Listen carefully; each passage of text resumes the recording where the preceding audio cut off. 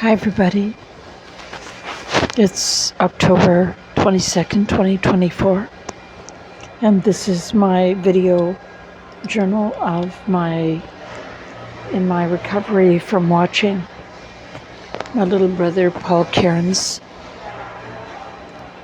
65, be locked up for 588 days by the BC New Democratic Party government.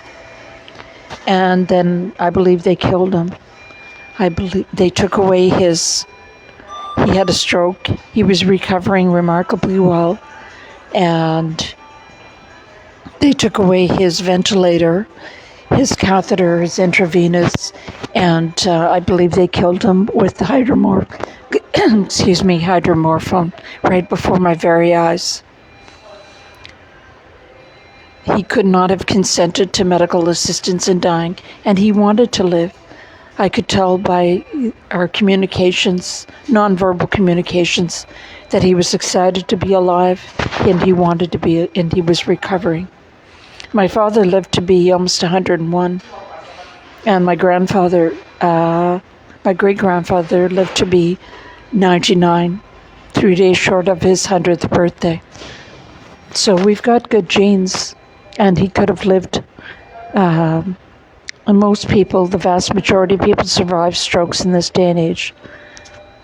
So I'm just recovering from working around the clock on the election campaign for our candidate, our Conservative Party of BC candidate, Hamad Najafi, which it was my privilege and honor to do.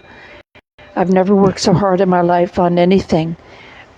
Basically, what we did was I had a little computer program on my smartphone, and I would visit all of the homes that had expressed support for the Conservative Party of BC to get out the vote over and over and over again. So this involved me being driven around by other volunteers and running upstairs and downstairs to knocking on people's doors, reminding them to get out and vote.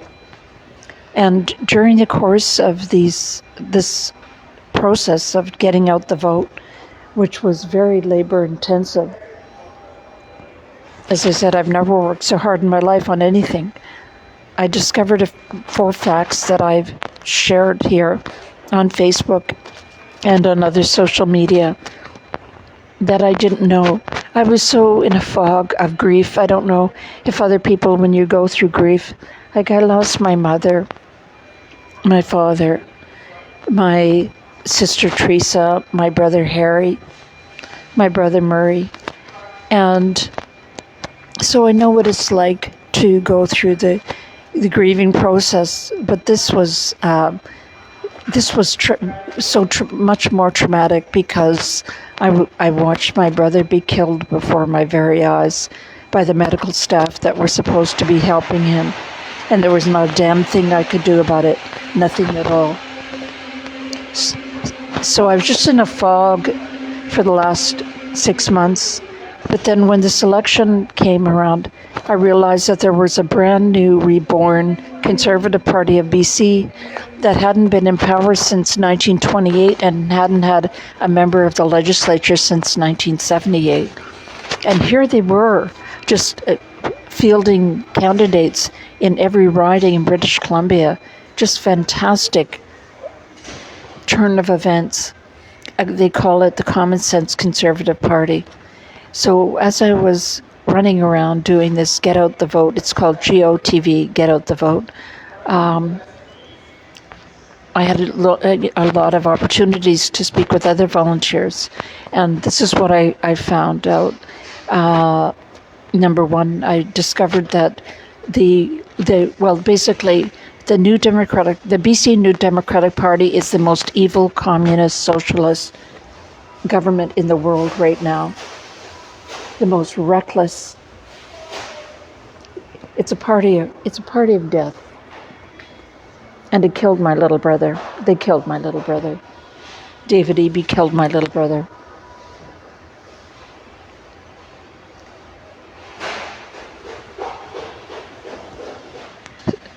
So I was preoccupied with the fact that the BC New Democratic Party had locked up in against his will my little brother for 588 days and then killed him. So I wasn't paying attention to too much else. But here's the other facts that I found. The BC New Democratic Party in 2017 took on a budget surplus in British Columbia, this wonderfully, fantastically endowed province with natural resources, timber, hydroelectric power, minerals, farming, everything you could imagine. We're blessed with it here in British Columbia. Tourism, skiing. And so David Eby took on a budget worth $2.5 billion. So a budget surplus, of $2.5 billion. And he ran it into a $20 billion debt.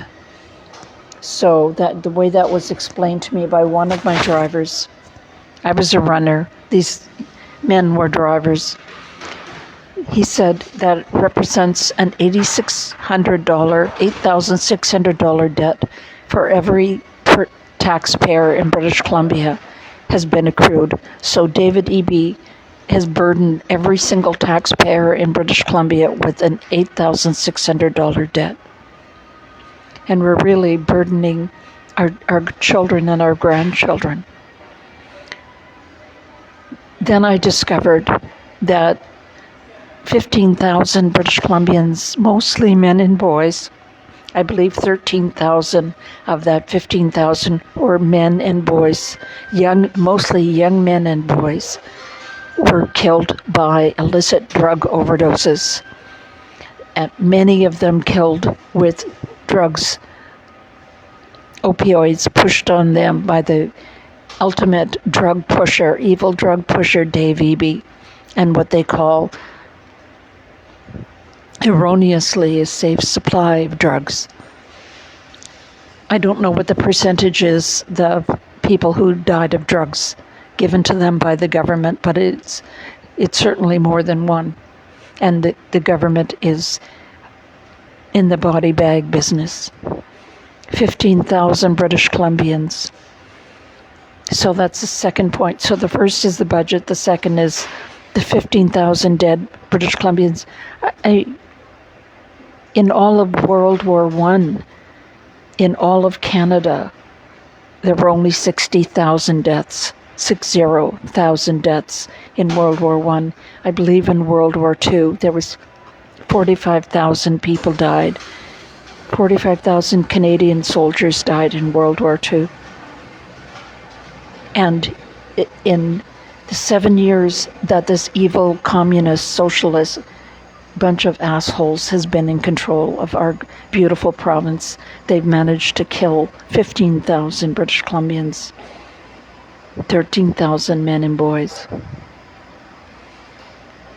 And then the fourth point, the shocking point, is that the number one cause of death of children between the ages of 10 and 18 in British Columbia is drug overdoses. Wrap your mind around that. The number one cause of death in British Columbia is drug overdoses.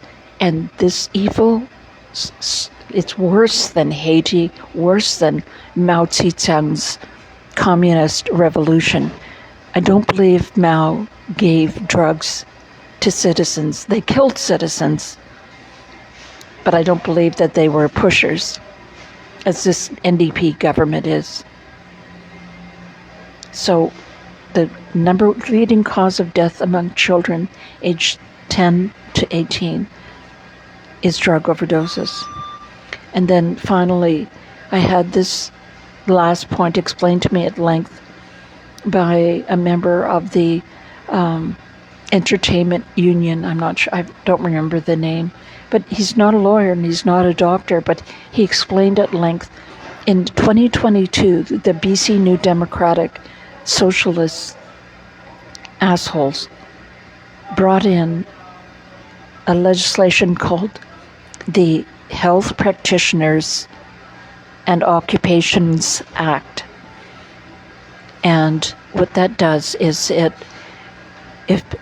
health practitioners of any sort, doctors, nurses, chiropractors, massage therapists, if they express a viewpoint different than the BC NDP government propaganda, they can have the following happen to them.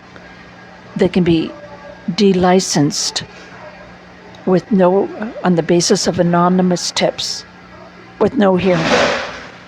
They can have their records, your records, patient records, seized by a government bureaucrat with no warrant, so a warrantless search.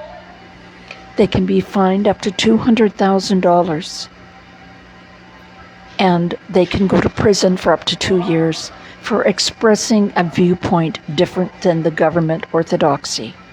You know, like Galileo expressed a viewpoint that the earth went around the sun instead of the other way around. And the person who discovered that ulcers are caused by bacteria, the H. pylori bacteria, and not stress. He had to fund that research himself, and he was an outcast for a long time. And almost every invention that of benefit to man initially was against the accepted orthodoxy. So the evil NDP communists, this is identical. This is straight out of Mao Zedong's playbook.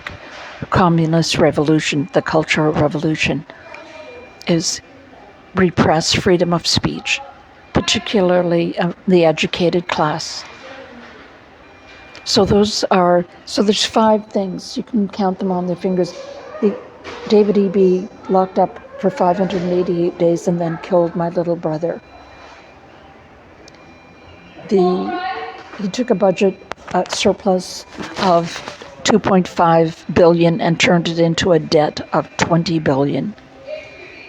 15,000 British Columbians, mostly men and boys, died of drug overdoses during the BC New Democratic Party government the last 7 years. The number one killer of children aged 10 to 18 is drug overdoses.